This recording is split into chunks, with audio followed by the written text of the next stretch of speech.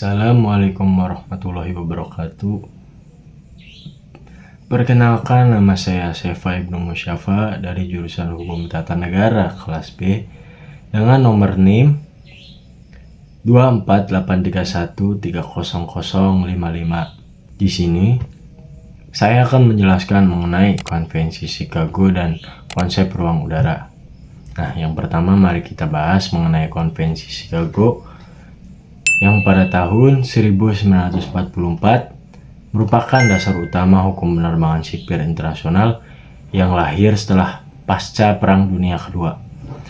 Pada masa itu, perkembangan teknologi penerbangan itu meningkat, dan negara-negara mulai menyadari pentingnya transportasi udara dalam hubungan internasional. Nah, untuk mengatur hal tersebut, pada tahun 1944 diadakan konferensi di Chicago yang dihadiri oleh 52 negara. Hasil dari konferensi ini adalah terbentuknya Convention on International Civil Aviation atau Konvensi Chicago, serta dibentuknya organisasi internasional bernama ICAO yang bertugas mengatur dan mengembangkan penerbangan sipil di dunia. Konvensi ini menjadi pedoman utama agar penerbangan internasional berjalan dengan aman, tertib, dan efisien. Dalam Konvensi Chicago terdapat beberapa prinsip penting. Yang paling utama adalah prinsip kedaulatan negara. Artinya, setiap negara memiliki kekuasaan penuh dan eksklusif atas ruang udara di atas wilayahnya. Tidak ada pesawat asing yang boleh melintas atau masuk tanpa seizin dari negara tersebut. Prinsip ini menjadi dasar utama dalam hubungan antar negara di bidang penerbangan. Selain itu, konvensi ini juga mengatur berbagai hal penting seperti hak melintas pesawat, kewajiban memiliki izin untuk penerbangan internasional, serta aturan keselamatan dan navigasi udara. Negara juga berhak menetapkan zona larangan terbang untuk alasan keamanan, dan semua pesawat wajib mematuhi hukum negara yang dilintasi. Selanjutnya, konsep ruang udara. Nah, konsep ruang udara ini sangat berkaitan erat dengan Konvensi Chicago, yang dimana ruang udara adalah wilayah di atas daratan dan lautan suatu negara yang berada di bawah kedaulatannya. Berdasarkan konvensi ini, kedaulatan di negara di ruang udara bersifat penuh dan eksklusif, yang berarti negara memiliki kendali sepenuhnya tanpa campur tangan pihak lain. Konsep ini berkembang dari prinsip hukum lama yang menyatakan bahwa siapa yang memiliki tanah, maka ia juga memiliki ruang di atasnya.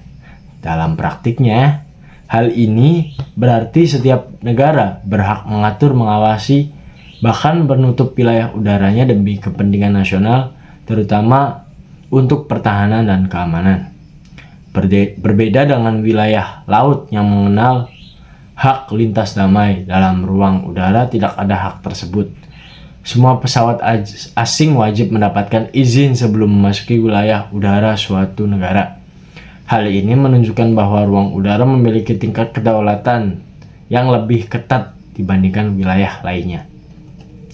Nah, di Indonesia ini, konsep kedaulatan ruang udara ini juga diterapkan dalam hukum nasional, seperti dalam Undang-Undang tentang Wilayah Negara dan Undang-Undang Penerbangan. Negara memiliki wewenang penuh untuk mengatur penggunaan ruang udara demi kepentingan negara, keamanan, ekonomi, dan kesejahteraan rakyat. Nah, kesimpulannya dari pembahasan yang saya paparkan, Konvensi Chicago pada tahun 1944 ini menjadi landasan utama dalam pengatur penerbangan internasional, sementara konsep kedaulatan ruang udara menegaskan bahwa setiap negara memiliki kontrol penuh atas wilayah udaranya. Nah, kedua hal ini saling berkaitan dalam menciptakan sistem penerbangan yang aman dan teratur di dunia, serta untuk menertibkan hubungan internasional antar negara tersebut. Sekian dari saya, terima kasih. Assalamualaikum warahmatullahi wabarakatuh. Perkenalkan, saya Undo Siti Humayroh dengan NIM 248130032.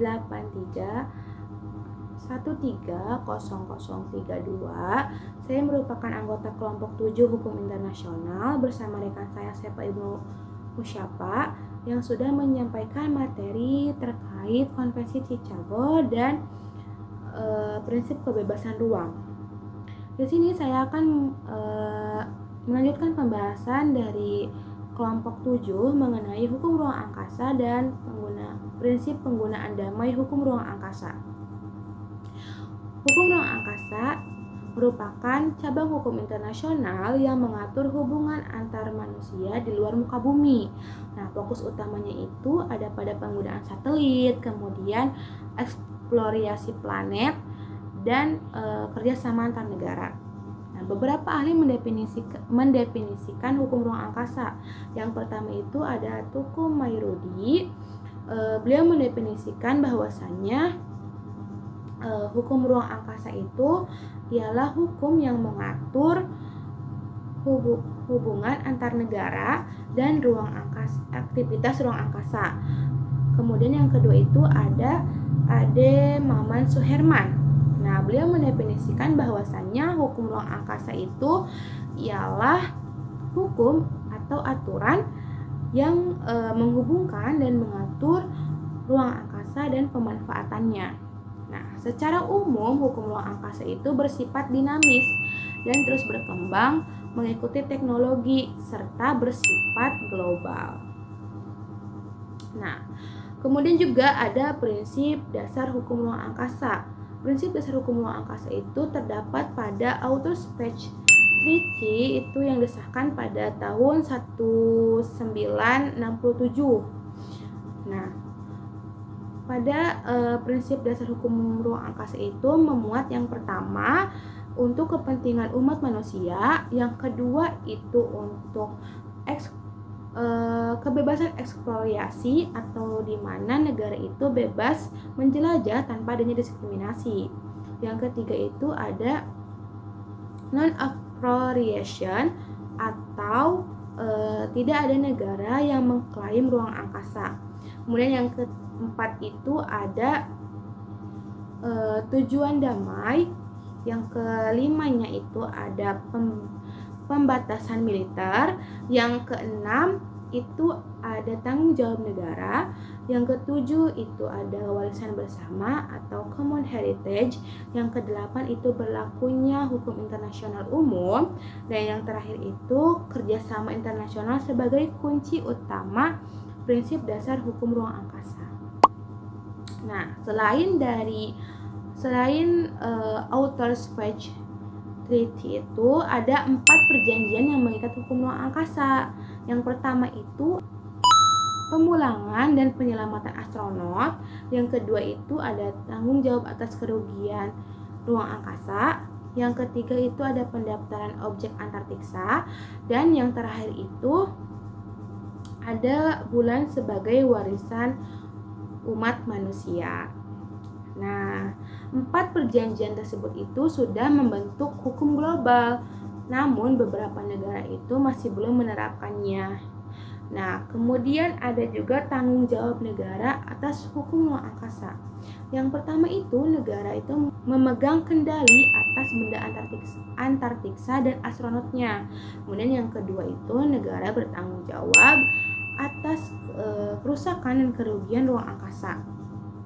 Nah, 2 tanggung jawab negara itu yang pertama bersifat mutlak atau wajib bagi kerugian di ruang bumi. Kemudian yang berdasarkan kesalahan itu untuk kerugian di ruang angkasa. Nah, masuk ke pembahasan terakhir dari kelompok 7 itu ada penggunaan prinsip damai ruang angkasa. Nah, prinsip penggunaan damai hukum ruang angkasa itu disebutkan bahwasanya hukum ruang angkasa itu kan tujuannya untuk perdamaian, bukan untuk peperangan dan mengangkat senjata. Nah, damai di sini itu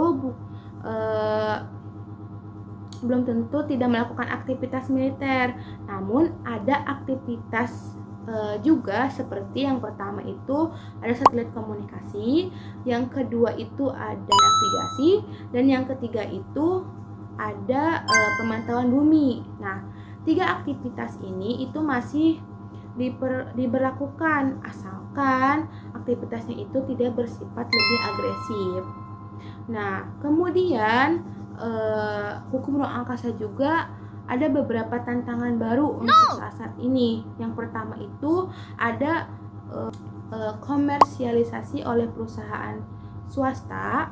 Yang keduanya itu ada eksploitasi sumber daya luar angkasa, dan yang terakhir itu ada potensi konflik teknologi dan militer. Nah, oleh karenanya itu kerjasama internasional diperlukan nih untuk menjaga keamanan dan keberlangsungan ruang angkasa. Nah, sebagai kesimpulannya, hukum ruang angkasa itu merupakan instrumen penting yang memastikan bahwa hukum ruang angkasa itu bermanfaat bagi semua umat manusia, digunakan secara damai dan dikelola secara adil bagi generasi sekarang dan masa depan. Oke, mungkin cukup sekian pembahasan dari saya dan dari kelompok 7. Saya memohon maaf apabila ada kesalahan dan kekhilafan dalam penyampaian materi. Kalau tidak ada yang jelas, silahkan ditanyakan pada sesi diskusi nanti. Terima kasih. Kurang dan kurangnya kami mohon maaf. Wabillahi taufiq wal hidayah. Wassalamualaikum warahmatullahi wabarakatuh.